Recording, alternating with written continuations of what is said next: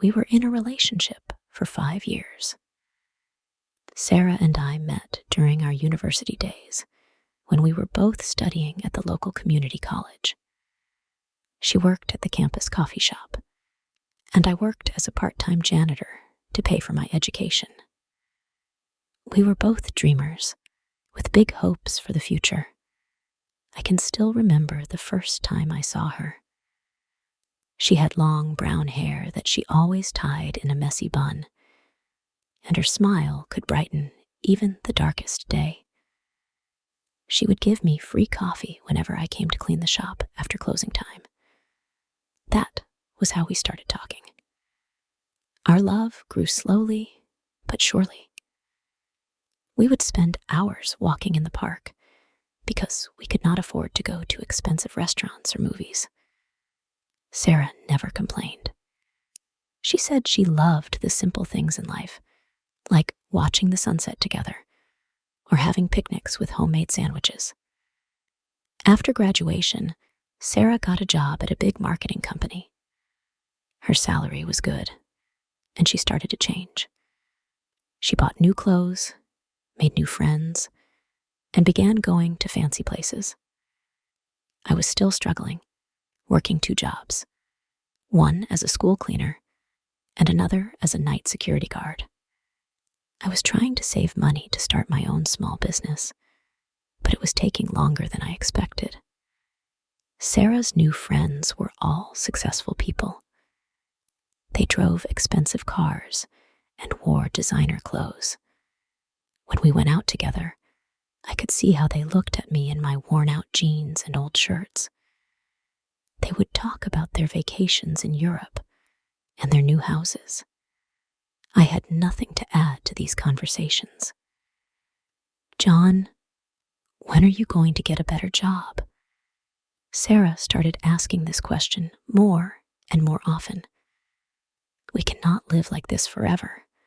I want to travel, to buy a house, to have nice things." I tried to explain to her that I was working hard to make our dreams come true. "Give me some time," I would say. "I am saving money to start my own cleaning company. Once it grows, we will have everything we want." But Sarah was losing patience. She started coming home late from work, saying she had to attend business dinners. Sometimes she would not answer my calls. I knew something was wrong, but I did not want to believe it. Then one day, I saw her with him. Tom was her company's sales director. He was wearing an expensive suit and driving a new car. They were coming out of a fancy restaurant, laughing together. My heart felt like it was breaking into 1,000 pieces. That evening, Sarah came to our small rented apartment. She was crying. "John, I cannot do this anymore. I love you, but I want more from life. Tom has offered me everything I have ever dreamed of. He can give me the life I want." I sat there, unable to speak. All our memories, our dreams, our plans for the future were crumbling before my eyes. I asked, "So this is it? 5 years of love mean nothing because I cannot buy you expensive things?" "It is not just about money," she tried to explain. "It is about ambition, about growing together. You're stuck in the same place, and I want to move forward."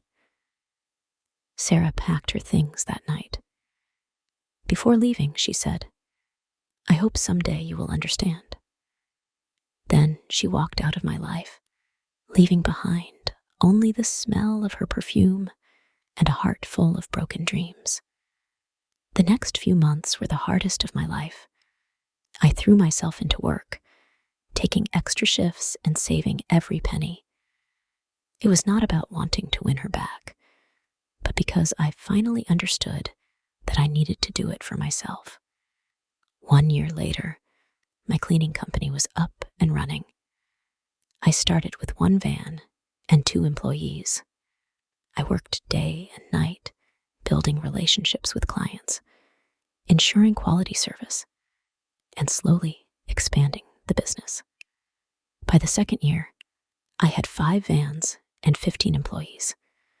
I saw Sarah once during this time.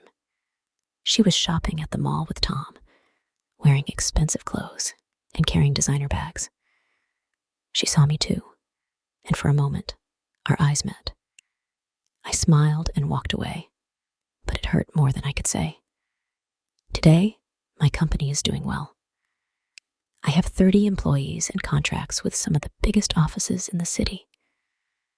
I still live a simple life, but now it is by choice, not necessity. I learned that money cannot buy happiness, but losing someone because of money can teach you valuable lessons. Thank you for listening. If you enjoyed this story, don't forget to like and subscribe for more.